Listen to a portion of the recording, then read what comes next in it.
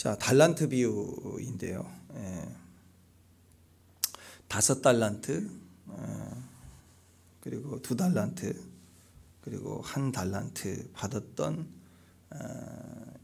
종들에 대한 그 주인의 판단, 오늘 그것이 중요한 핵심이죠.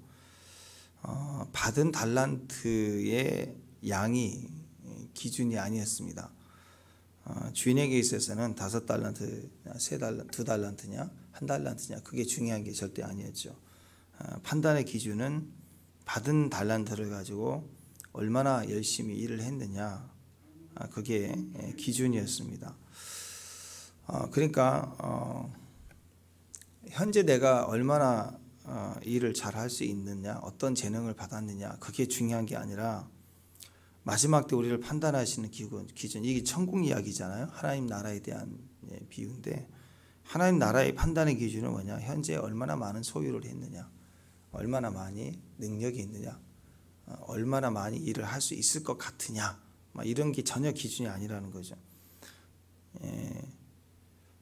얼마나 많은 것을 이렇게 누리고 살았냐, 이런 게 절대 기준이 아니라 지금 네가 일한 게 뭐냐, 결과를 확인하시고 그것을 판단하신다는 것입니다.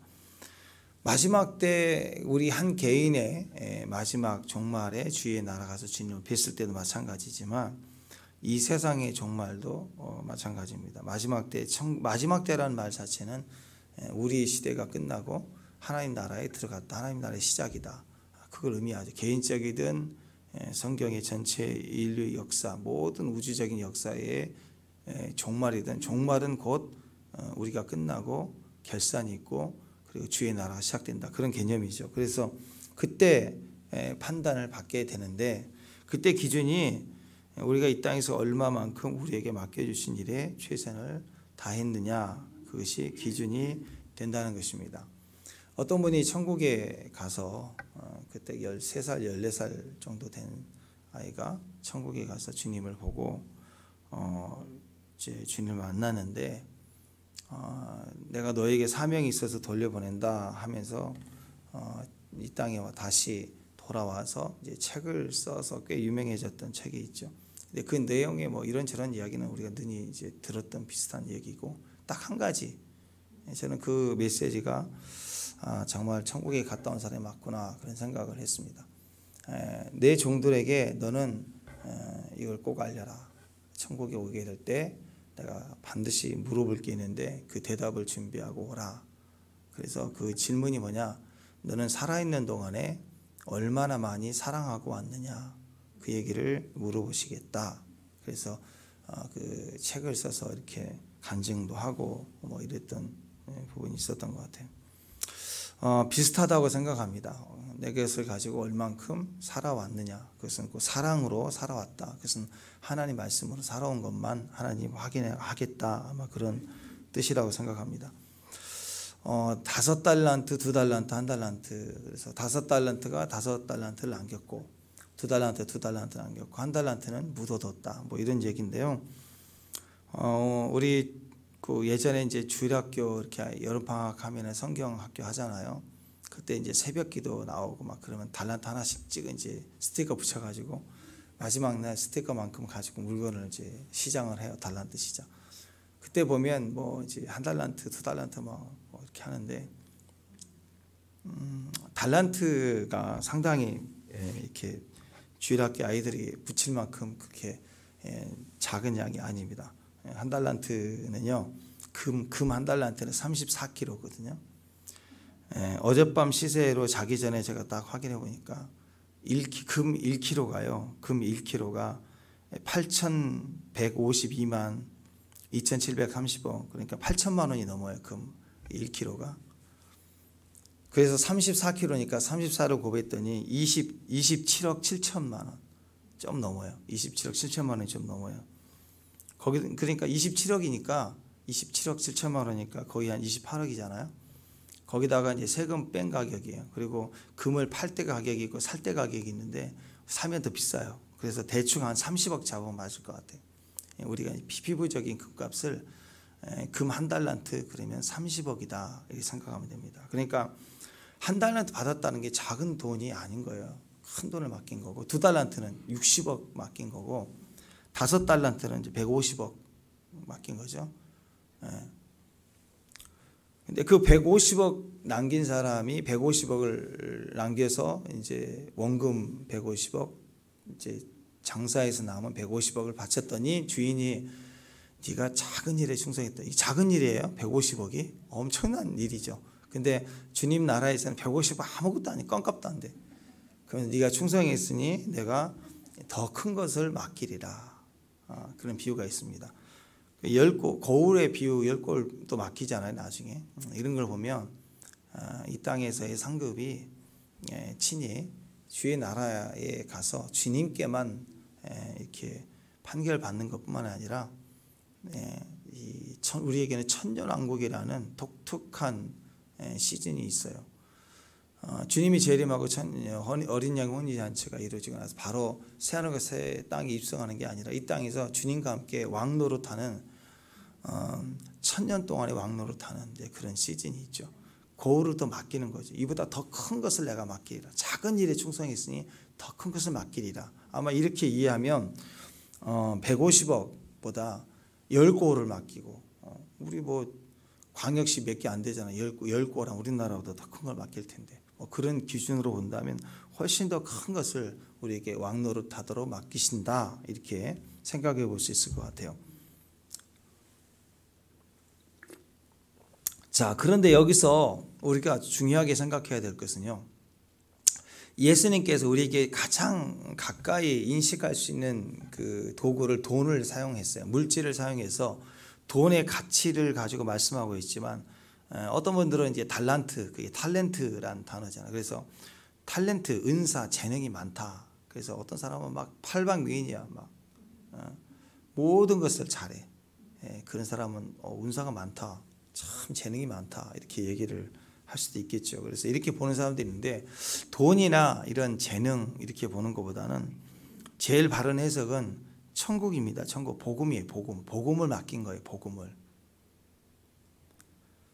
그래서 하나님 나라의 복음으로 이해하고 오늘 이 말씀을 좀 봐야 돼요. 하나님은 우리가 이 땅에 태어나고 또 우리가 예수님 영접하여 구원을 받을 때 그냥 들어오게 하신 게 아니고 우리에게 맡기신 거예요. 맡기셨어요. 그럼 복음을 맡긴 거예요. 복음을. 그래서 에베소서 4장 11절 12절 보면 은사가 나와요. 은사가, 달란트가 나오는데 무슨 은사가 나오느냐? 어떤 사람은 사도로, 어떤 사람은 선지자로, 어떤 사람은 복음 전하는 자로, 어떤 사람은 교사와 목사로 삼았다.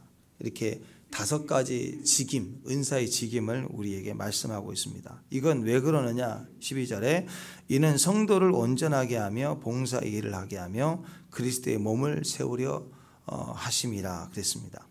하나님의 직분은 하나님의 선물이고, 그리고 은사입니다. 은사. 은사는 절대로 계급장이 아니에요. 계급장이. 물론 이제 질서가 되는 어떤 기준이 있기는 합니다.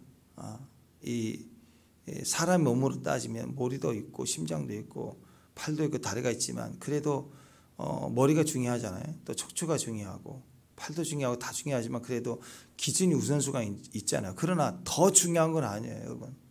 왜냐하면 깨끼발가락 하나 아파도 우리는 엄청 고생하잖아요. 눈썹 하나 잘못 그리면 막 엄청 또 지우고 또 그리고 또 지우고, 막 그거 하나만 보더라도 얼마나 소중해요. 그러니까 다 소중해요. 우리는 다 소중한데 이게 절대 차별이 있어서는 안 돼. 자, 그러니까 이 교회 안에서의 은사가 달라요.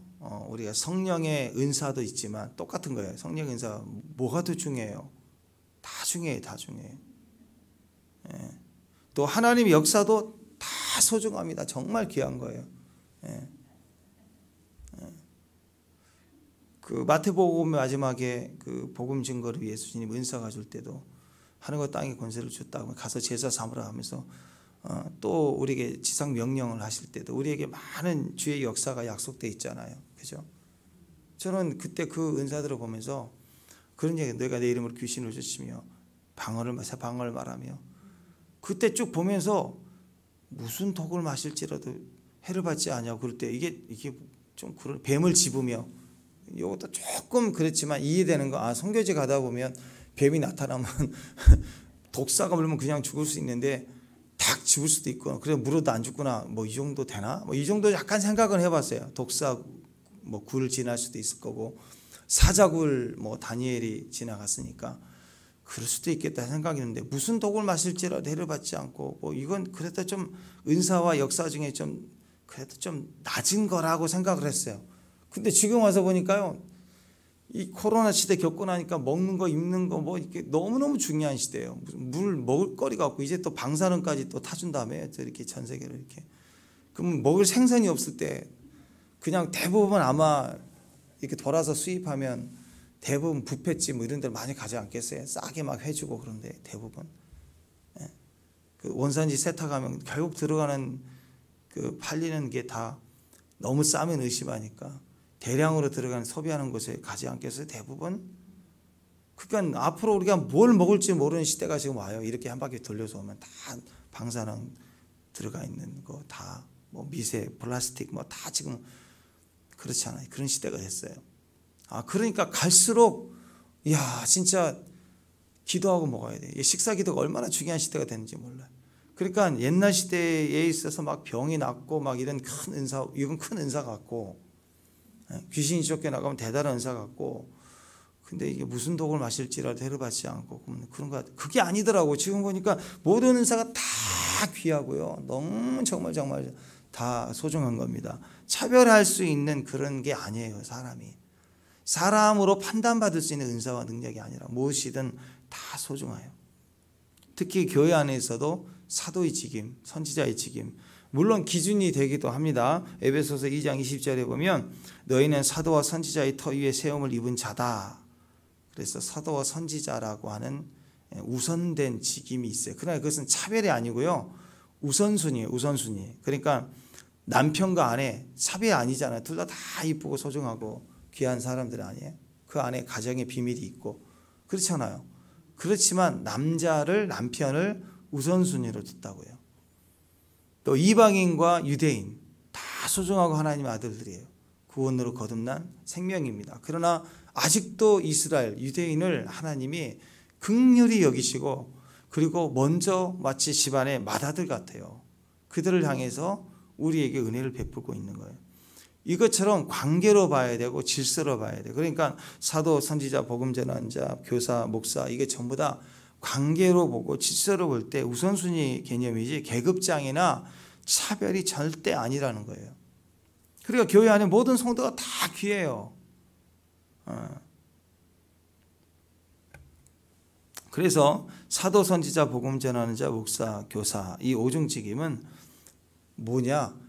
복음을 증거하기 위한 각각의 은사가, 어떤 사람이 사도로, 어떤 사람은 선지자로, 어떤 사람은 복음 전하는 자, 이렇게 쭉쭉 이렇게 나와 있는 것이지, 다 같이 하나님의 은사이고 하나님이 주신 거고 비교할 수 없는 귀한 거예요. 그렇죠? 축복합니다. 장미하고 백합하고 어떤 게 더 이쁜 꽃이에요? 다 이뻐요. 그건 정할 수 없는 거예요. 다 아름다운 거예요. 종류가 달라요. 다 아름다운 거예요. 어떤 사람은 백합이 좋아, 어떤 사람은 뭐 장미가 좋아. 그렇지만요, 사람이 이렇게 나누고 차별하는 것이지 원래 그건 나눌 수 있는 게 아니에요. 은사도 마찬가지예요. 병이 났다고 와 막 그러는데, 근데 나 뱀을 집었다고, 그렇구나 뭐 이렇게 넘어가고, 그런 게 아니라 은사는 다 귀해요. 귀하고 좋은 겁니다. 축복이고 선물입니다. 그러나 목적이 똑같아요. 어떤 목적? 어떤 은사든, 어떤 직업이든, 어떤 뭐 초자연적인 은사든 다 어디가 있느냐? 내 자랑하기 위한 게 아니에요. 그건 다 복음을 증거하기 위해서 주신 은사예요. 어떤 사람에게 1달란트 주고 어떤 사람 2달란트 주는 것처럼 우리에게는 이 은사를 주고 저 은사를 준 거예요. 그럼 그걸 가지고 복음을 써라, 복음을 쓰라 이거예요. 그런데 사도다 그러면 어떤 사람 명함에다가 사도라고 파가지고 가. 난 선지자다 파놨어 거기다가. 그건 죄송하지만 자랑의 의미가 있는 것 같아요. 나는 돈이 150억이나 있다, 자랑으로 가는 것 같아요. 아니, 돈을 많이 주시는 것은 사명으로 가야 되는 거예요. 직임도 사명으로 가는 거예요. 우리 직분을 받으면 사명으로 가는 거예요. 그러니까 거기다가 자기를 넣으면 안 돼요. 여기서 이 세 명이 나는 150 받은 사람이야. 그러면 이윤을 150 남겼을까요? 자기 자랑하느라고 다니죠. 거기다가 나는 1달란트인데 쟤는 5달란트네. 이게 인간이 하는 거라고. 인간이 비교하고 판단하고. 그게 아니라 다 사명으로 가요. 가명. 그러니까 내가 신의의 은사를 받았든 예언의 은사를 받았든 사명으로 가야지, 받은 은사를 자랑하고 있으면, 그리고 사람들이 신의의 은사를 많이 인정해 주니까 예언의 은사를 가진 자가 막 나는 싫어, 난 저거 받고 싶은데, 막 이런 거 장미 백합을 막 잘라 나누는 것처럼 인간이 인기가 있는 것에 몰리는 거예요. 그래서 자랑으로 가고 있다는 뜻이에요. 하나님이 우리를 무엇을 주든지 아멘 해야 돼요. 그리고 그것으로 걱정할 건 뭐냐, 우리가 조금이라도 걱정할 수 있는, 어떻게 내가 이걸 두려움으로 잘 섬길 것인가. 그래서 기도해야죠. 기도는 뭐예요? 할 수 있으면 안 하잖아요. 부족하니까 기도하는 거 아니에요. 연약함을 볼 때 아멘하고 그 연약함을 기도하고 가야죠. 그게 성도예요. 성도. 우리가 하나님이 아니잖아요. 받고 감사함으로 가야죠. 이 오중직임은, 이 오중직분은 복음을 전하는 목적으로 주신 선물입니다. 그래서 어떤 걸 받든 그 각자 은사를 따라서 복음을 맡아 전하는 부르심인 거예요. 그래서 그걸 가지고 가야 되는 거예요. 절대로 차별이 아닙니다. 구별이에요. 구별. 차별이 아니라 구별입니다. 우리가 어떻게 하냐면 민수기 7장에 보면은요. 민수기 7장에 보면 모세가 그 수레와 소를 이렇게 이제 레위인에게 나눠주는 부분이 있어요. 뭐 우리가 알다시피 레위인은 땅을 받지 않았어요.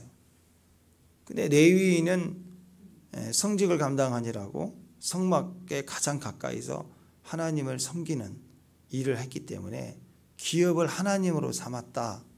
그게 얼마나 중요해요. 그러니까 세상 일을 하지 말라는 거예요. 농사짓고 쌍 지키려고 하지 말고 거기서 땅에서 그냥 뭔가 캐내고 농사하고 이익 벌려고 하고 이웃 남기려고 하지 말고 하나님으로 기업을 얻어라 하고 줬단 말이에요. 그러니까 어떤 지파보다도 하나님 섬기는 은혜가 있기 때문에, 임재에 제일 가깝기 때문에 동시에 세상으로부터는 이렇게 일에서 보는 게 아니라 하나님 먹이시고 기업으로 삼으라는 축복이 있는 방면에 동시에 세상으로부터는 땅을 안 줘요. 땅을 못 받았어요. 그러니까 이걸 차별로 보면 안 돼요. 다 구별이에요. 구별. 마찬가지로 모세가 레위인 중에서도요, 수레와 이제 소를 받았는데, 보통 수레에다가 소를 이제 2마리씩 한 좋은 것 같아요. 수레 하나에 소 2마리를 같이 묶어서 이제 끌어야 되니까, 이게 이제 요즘식으로 따지면 이제 엔진이 2개야. 심장이 달린 거예요. 이제 하나는 하이브리드 같이 엔진도 있고 또 하나는 모터도 있고, 그 2개를 아마 좋다 이렇게 생각하면 될 거예요. 자, 레위인이 맡은 일을 감당할 수 있도록 BMW를 주는데, 이 게르손 자손, 무라리 자손, 고핫 자손, 이 레위 지파의 세 자손에게 주는 장면이 민수기 7장에 나와요. 거기 보면은 게르손 자손에게는요, 그 직임대로 수레가 2이니까 소가 4마리죠. 그래서 BMW 2대를 준 거예요. 또 무라리 자손들은 수레 넷을 줬어요. 수레 넷. 그러니까 당연히 소 8마리죠. 2마리씩. 그러니까는 BMW 8대를 준 거예요. 또 고핫 자손에게는 한 대도 안 줬어요. 차별이죠. 차별. 근데 그게 아니었다는 거예요. 왜냐하면 이 레위 세 자손, 게르손, 무라리, 고핫 자손 중에 게르손 자손은 성막을 옮길 때 천을 맡았어요. 텐트 덮는 거 돌돌 말아서. 무겁죠. 들 수가 없어요. 그래서 BMW를 갖다가 2대를 줬어요. 근데 무라리 자손은요, 기둥을 옮겼어요. 그 노쇠 막 기둥 엄청 무거워요. 그거. 그러니까 그들에게는 4대를 줬어요. BMW 4대. 더 많이 줘서 실어서 옮기도록. 근데 고앗 자손은 언약궤를 메고 다니는 자손이에요. 술이 필요 없어요. 니네들 제일 가볍지. 그리고 또 직임으로 보면 고앗 자손이 그래도 이 세 자손 레위 중에서도 법궤를 책임질 만큼 제일 중요하고, 그리고 주의해야 되고 또 특권이기도 하죠. 동시에 또 롯궤로 매니까, 자손이 번갈아가면서 매니까 수레 필요 없어. 그래서 수레를 주지 않았다. 왜 우리는 BMW 안 줘요? 그럴 수 있겠죠. 그러니까 언약궤를 맨 고앗 자손이 제일 인정받고 중요한 직임인 것 같지만 수레를 받지 못했어요. 레위 지파 사람들이 하나님의 일을 감당하는 직무로 평생 사니까 하나님의 기업으로 삼는 축복이 있었지만 동시에 땅을 주지 않으셨어요. 그러니까 이게 계급이었으면 아니겠죠. 계급이었으면 제일 중요한 역할을 하고 제일 인정받는 사람에게 더 많은 땅을 주고 그랬겠죠. 레위 자손이 제일 많이 땅을 줬을 거예요. 그리고 특히 이 고앗 자손에게 더 땅을 많이 줬을 거예요. 제일 중요한 일을 하니까. 근데 아니었다라는 거죠. 문하리 자손이 제일 힘든 노가대. 노쇠를 만든 기둥 옮겨야 되니까 제일 힘들어. 제일 천한 일이고 나를 무시하냐 뭐 그럴 수 있지만 BMW를 제일 많이 줬어요. 그런 개념이죠. 그래서 우리가 생각해야 됩니다. 자기가 할 일에 따라서 내가 복음을 어떻게 전하는가, 내가 맡은 직임이 어떤 것인가, 그 직임을 통해서 복음을 증거하는 일이 정해질 때 그 직임의 무게만큼 하나님의 공급하심이 달라요. 자, 쉽게 얘기하면 목사는 말씀으로 복음을 준 거예요. 그렇죠? 근데 성도들은 말씀보다 말씀으로 전할 수 있지만 성도들은 주로 물권으로 복음을 준 거예요. 물권으로. 그러니까 은사대로 공급받는 게 달라요. 내가 어떤 직임이냐에 따라, 내가 어떤 은사를 받았느냐에 따라서 복음을 증거하는 종류가 틀리고 복음을 증거하는 분량도 달라요. 그리고 여러분 뭐 해야 되는가? 이제 지금부터 기억해야 돼요. 지금부터 은사든 뭐 달란트가 물질일 수도 있고 또 시간도 많을 수 있잖아요. 시간도 많을 수도 있고 하루 종일 야근까지 하면서 일을 해야 되는 사람도 있고 그렇지만 시간도 물질도 건강도 은사고 누구보다 막 건강해. 또 이 모든 성령의 은사뿐만 아니라 모든 직임도 다 마찬가지입니다. 복음을 전하는 데 목적이 있어요. 자랑이 아니고 차별이 아니고. 그래서 복음을 전하는 데 힘쓰면 복음을 전하는 데 힘쓰면 그 은사의 가치가 높아져요. 그러니까 목사로서 말씀을 증거하는 복음을 증거하는, 제가 목사로서 목회 일도 하지만 열심히 돈 벌러 다니면서 또 돈도 벌고 돈으로 돌려보내야 되고 그리고 말씀으로도 흘려보내야 하고 한 두 가지를 다 잡으려면 얼마나 힘들겠어요. 그게 잘 안 돼요. 아는 것만 맨날 10년 전에 알고 있는 것만 뺑뺑 돌릴 거 아니에요.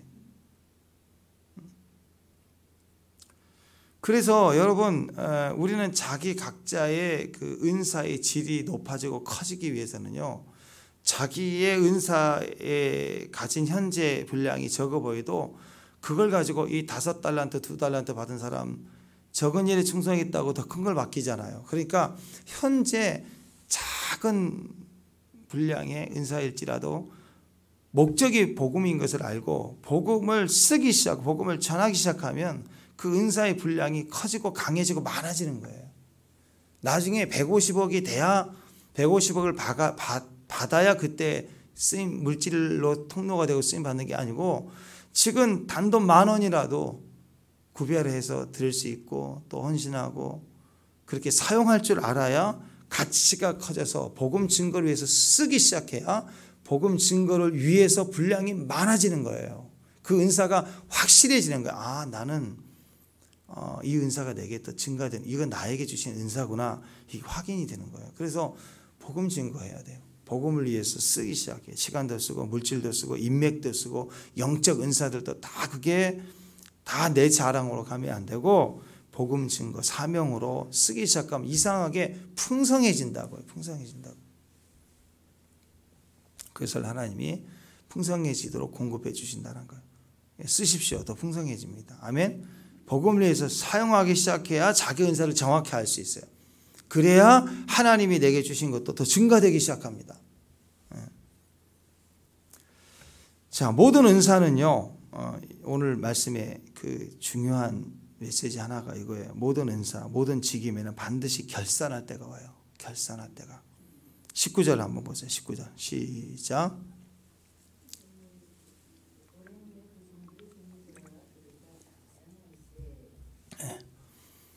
자, 믿는 자들에게는 복음 증거에 대한 결산할 때가 반드시 있습니다. 자, 믿지 않는 사람들은요, 백보자 심판이 있어요. 그때는 천국 지옥을 결정하는 결산이에요. 근데 믿는 사람들은 천국 지옥을 결정한 게 아니에요. 우리 이미 구원 받았으니까. 그러나 믿는 자들에게도 복음 증거에 대한 결산의 때가 있다니까요. 반드시 맡기셨으니까. 복음을 맡긴 자에게. 세상 사람들은 복음을 안 맡겼기 때문에 천국 지옥에 대한 결산, 심판의 때가 있지만 우리는 주의 종들이에요. 다 복음을 받았어요. 그래서 결산의 때가, 주인의 결산의 때가 있다라는 거죠. 우리에게는 이 모든 인맥들, 이 관계들이 다 사명입니다.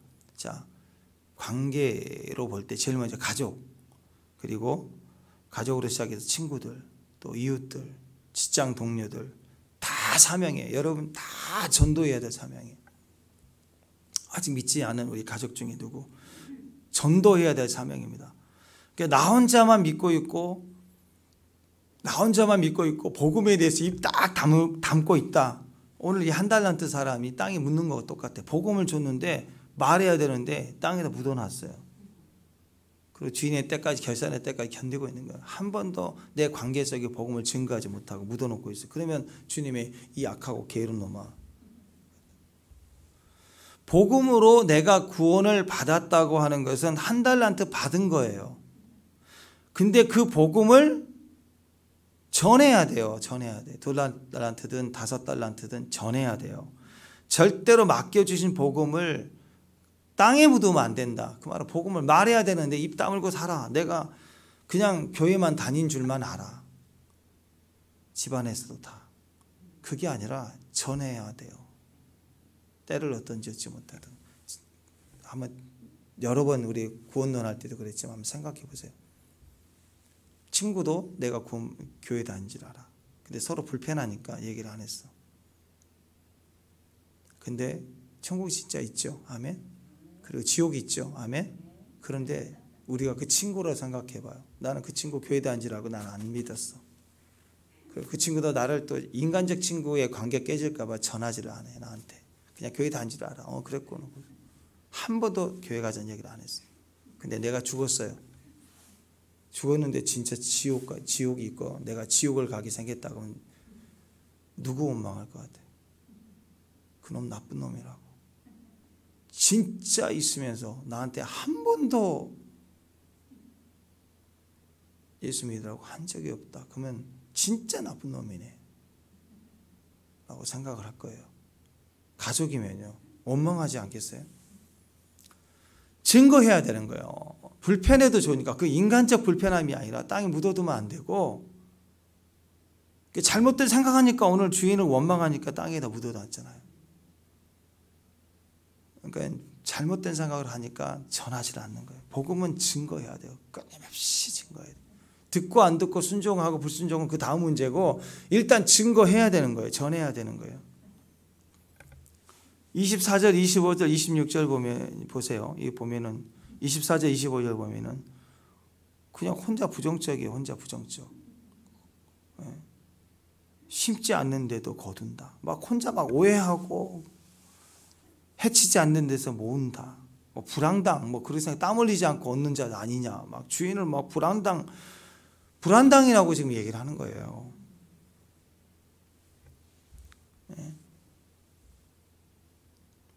그리고 두려움에 사로잡혀 있고, 내가 두려워서 한 달란트를, 당신의 달란트를 내가 묻어두었다. 보소서 가지세요. 자기는 잘못 없다 이거죠. 네 끝에서 돌려준다. 나는 잘못한 게 없다. 근데 잘 생각해 보세요, 여러분. 진짜 보면은요, 역사 사극도 그렇지만요, 세상도 그래요. 두려워요, 무서워요. 이 사람은 안 무서워하는 거예요. 진짜 무서운 사람들은 말을 안 해. 그 공포 영화 볼 때도 그래. 뭐 가족 친구들 공포 영화 뭐 본 적도 오래됐지만, 하여튼 공포 영화를 모여서 본다 하면 무서워, 너무 무섭다 이런 사람 별로 안 무서워하는 거예요. 근데 진짜 무서운 사람은 막 길려고 말이 안 나와.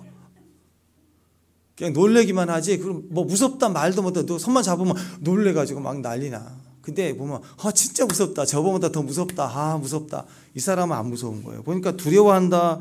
두려워서 나가서 뭐 이렇게. 이 사람은 진짜 두려운 게 아니에요.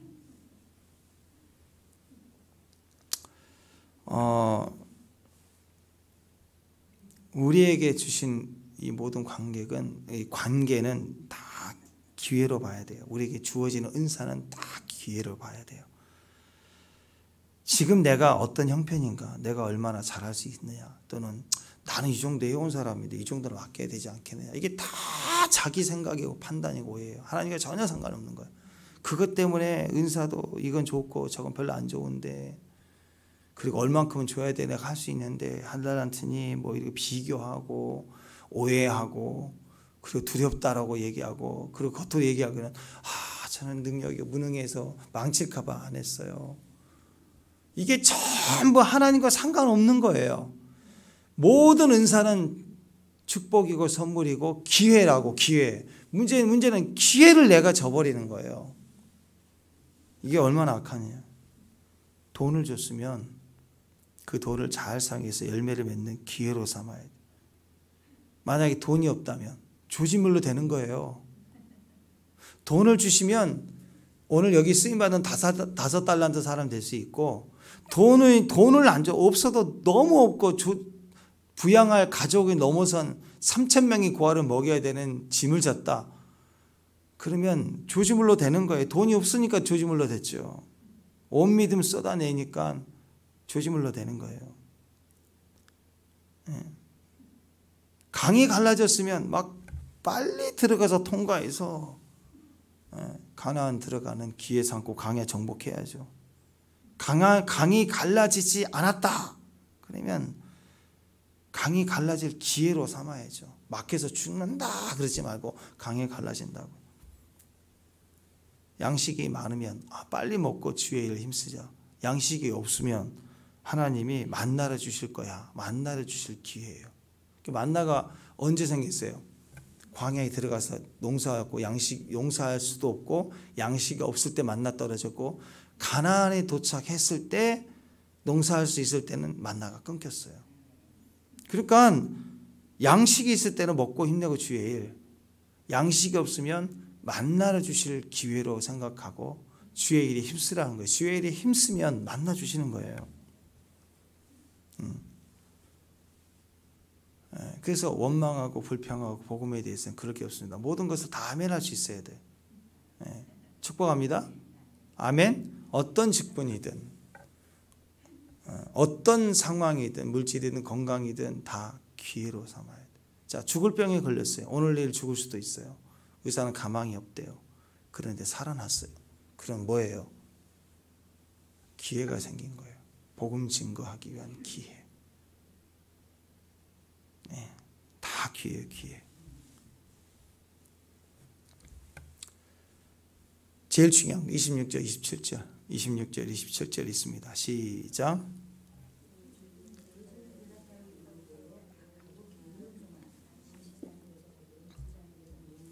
(27절) 그러면 내가 마땅히 네 돈을 취하는 자들에게 맡겼다가 내가 들어와 그 원금과 이자를 받게 하였을 것이다 하고. 자, 보세요. 주인을 정말 두려워했다면, 정말 엄한 사람이다, 그렇게 두려워했다면, 그렇게 혹시 오해했다고 합시다. 오해하고 두려웠다고 합시다. 그러면 주인이 말이 뭐냐, 네가 정말로 나를 두려워했으면 너는 오히려 땅에 묻을 생각을 안 했을 것이다, 그 얘기를 해요. 자, 조폭 보세요. 조폭 불안당이죠. 땀 하나 안 흘리고 막 쓸어가는 나쁜 놈들. 근데 조폭 중에서도 동네 깡패가 아니라 진짜 영화에 나오는 그 뭐야, 그 마동석 나오는 그 뭐야, 옛날 영화 조선족 거기 막 칼부림 하는 그 진짜 악질 중에 악질 있잖아요. 진짜 악당 중에 진짜 악질 중에 그런 악질, 그러니까 아주 조폭 중에서도 아주 진짜 악랄한 조폭에게 100만 원 내가 빌렸다. 그가 100만 원 맡겨놨어 나한테. 그러면 이자를 안 냈다 그러면 어떡해요? 그럼 다 뺏기고 100만 원 맡겨놓고 이자 내고 주고 가면 이거 그냥 왜 나한테 주냐고 가지고 하라고 그런 순간 내가 원해서가 아니라 하여튼 맡겨놓고 이자 받으러 올게 그러면 말도 못해요. 그다음 만약에 이자를 안 냈다 그러면 이자가 200이야. 200씩 10번 갚으래. 지가 던져놓고 그거 말을 못해요. 말하면 막 뭐 장기 빼간다고 그러고 그러면 얼마나 무섭겠어요. 자, 그렇게 한번 생각해 보세요. 진짜 두려운 존재. 경찰도 손 못 대는 진짜 그런 존재가 있는데 그런 존재들에게 내가 100만 원을 그가 맡겼다 그러면 이건 진짜 큰일 나는 거 아니에요. 그죠? 이자 안 내면 어떻게 돼요? 큰일 나는 거. 그러면 조폭에게 당할까 봐 내가 능력이 있어야 되는데 능력 열심히 일을 해서 갚아야려고 하지 않겠어요? 조폭에게 빌렸으면. 근데 만약에 내가 팔이 하나 없고 뭐 이렇게 장애가 있고 그래서 일을 못한다 그러면 살라고 뭐 하겠어요? 이 돈을 다른 사람에게 돈 빌려서 이자 쳐서라도 그 조금 푼 돈이라도 받아서라도 어떻게든 이자를 내려고 하지 않겠냐는 거죠. 주인이 그 얘기하는 거야. 야, 네가 진짜 나를 그렇게 오해했냐? 그러면 너는 마땅히 내 돈을 네가 진짜 나를 두려워했다면 강탈하는 자로 불안당 조폭으로 봤다면 돈을 이자 주는 데다 맡겨서라도 네가 원금과 이자를 받아서 내게 주려고 하지 않았겠느냐. 네가 정말 나를 두려웠다면. 그 얘기하는 거예요.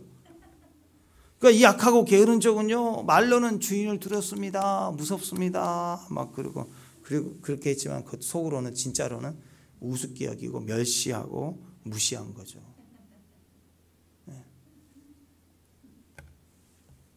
그러니까 주인의 말을 정리해 보면 오늘 핵심입니다. 그래, 네가 안 되면 재능이 없고 정말 수단이 없고 한 달란트도 부담돼서 정말 못 잃어버릴까 봐 나는 다 무슨 일을 하다 망친 사람이니까 30억 그냥 날릴까 봐 겁나가지고 그렇게 연약하다라고 하면 치자.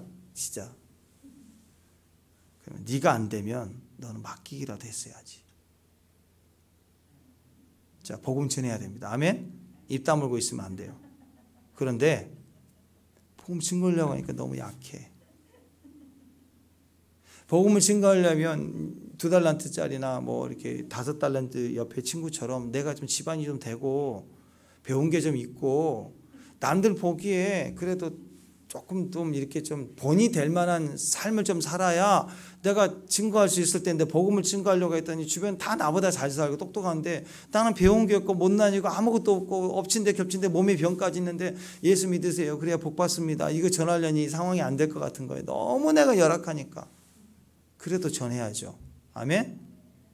근데 혹시 그렇다고 자격지심이 생겨서 그냥 복음을 증거하면 그냥 너나 잘 믿고 복 받으세요. 복이 나보다 당신이 더 많이 필요할 것 같은데요. 뭐 그런 상황에서 혹시 내가 말을 못했다 그러면 어떻게 해야 돼요? 맡기라는 거지. 맡겨서라도 하라 이거지. 주님 말은 그거예요. 맡겨서라도 해라. 형제간 중에 내가 제일 못났어. 우리 집이 제일 못 살아. 우리 큰형부터 시작해서 다 잘 살아. 다 똑똑해. 애들도 다 잘났어. 나는 아직 결혼도 못했어. 노총각이야. 그래서 형 구원받아 예수 믿고 구원받아 천국 가고 또 형통하고 복 받아야지.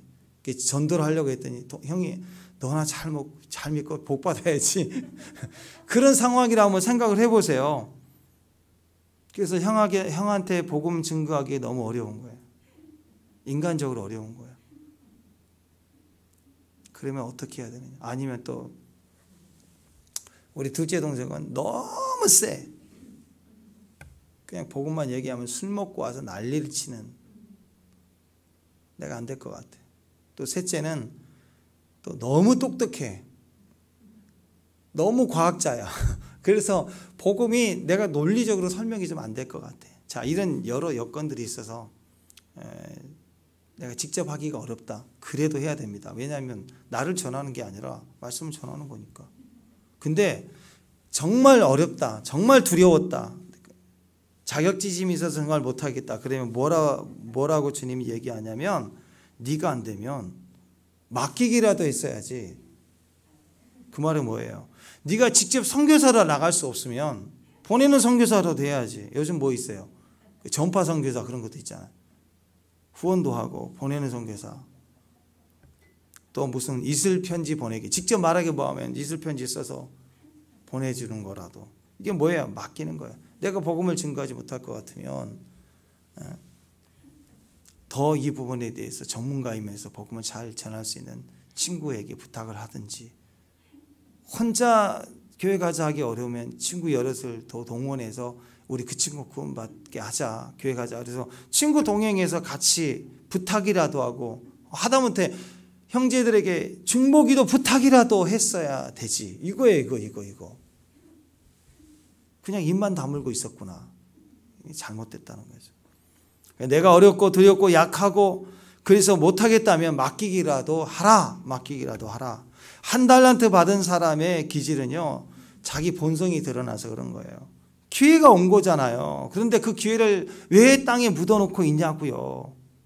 취해야죠. 기회가 오면 취해야죠. 직분이 오면 취해야죠. 은사가 오면 아멘 받아야죠. 솔로몬이 네가 원하는 게 뭐냐 그랬는데 그때 지혜를 구하지 않았으면 그는 그 기회를 놓치는 거예요. 받지를 못하는 거예요. 그 때를 놓치면 안 돼요. 언제까지 망설이고 재보고 계산하고 나중에는 또 혼자 막 힘들어하고 기회 다 지나가 버리고 그러지 말라는 거예요. 그냥 뛰어들어요. 아멘. 왜 아멘이 그렇게 안 돼요? 아멘하고 복음을 증거하고 기회를 붙잡으라고요. 일단 아멘하고 그리고 우물 안에서 나와야죠. 과거 탓, 환경 탓하지 말고 기회 올 때 그냥 확 나와버리는 거예요. 그 기회를 이번에도 또 땅에 묻어놓을 거예요. 또 땅에 묻어놓은 입에다 다물고 가만히 있을 거예요. 또 아닌 척하고 또 괴로울 거예요. 나와야죠. 복음은요, 새로운 시작이에요. 이전에 들었던 얘기 반복하는 게 아니라고요. 뉴스도 오늘 취재해서 새로운 일들을 방송하는 거지. SBS 메인 간판 뉴스 시간에 어제 했던 거 또 얘기해주고 그런 데 어디가 있어요. 뉴스도 새로운 거 계속 해주는 거죠. 새로운 소식인데. 근데 굿뉴스인데 새로운 시작이, 복음을 들으면 새로운 시작, 복음을 말하면 새로운 시작이, 새로운 역사가 시작됩니다. 모든 것을 자신으로 보면 안 되고 모든 기회를 복음, 사명으로 볼 수 있어야 돼요. 믿는 자들에게는 복음 전도에 대한 결산의 때가 반드시 있다는 거 기억해야 돼요. 다시 말씀드립니다. 우리에게는 모든 인맥들, 관계들은 다 사명이에요. 가족부터 시작해서 친구들, 이웃들, 직장 동료들 다 사명입니다. 내가 전도해야 될 사명입니다. 나 혼자만 믿고 있고 복음에 대해서 입 딱 다물고 있고 땅에 묻고 있는 악하고 게으른 늘 이런 분들의 특징, 하나님에 대해서 오해해요.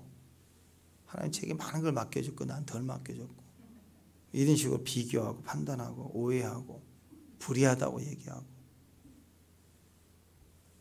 복음으로 내가 구원받았다라고 하는 것은 한 달란트 받은 것과 같아요. 그러니까 그 복음을 증거해야죠. 받았으면 증거하는 것처럼 맡겨주신 복음을 말하지 않고 땅에 묻어두고 사는 어리석은 종이 되지 말라는. 그리고 만약에 정말 내가 부족하다 느끼고 아직 감당할 힘이 안 될 것처럼 생각되면 땅에 묻지 말고요. 잘할 수 있는 사람에게 맡기라고요. 맡겨서 이자라도 받아야죠. 중보기도도 부탁하고 내 연약함을 위해서 기도해달라고 얘기도 하고 도와달라고 얘기하고 직접 못하면 맡겨야죠. 맡겨서라도 복음 증거가 되게 절대로 땅에 묻지 말라는 거예요. 복음에 대해서는 믿음으로 선포하고 나갈 수 있기를 바랍니다. 아멘. 그리고 그에 대해서 조금 부족하면 도움을 구하세요. 그래서 옆에 형제가 있는 거 아니에요. 같이 도와달라고, 같이 기도하자고, 같이 나누고, 같이 품고, 그러면서 서가는 거 아니겠습니까? 절대로 자기 자신으로 보지 말고 사명으로 볼 수 있는, 건강도 시간도 물질도 사명으로 갈 수 있는 착하고 충성된 종이 되시기를 주님으로 축원합니다. 기도하겠습니다. 하나님 감사합니다. 우리에게 맡겨주신 복음에 대한 증인이 되게 하옵소서. 작은 일에 충성함으로 더 큰 것을 맡기시는 주의 축복을 받은 착하고 충성된 종으로 서게 하옵소서. 예수님의 이름으로 기도합니다.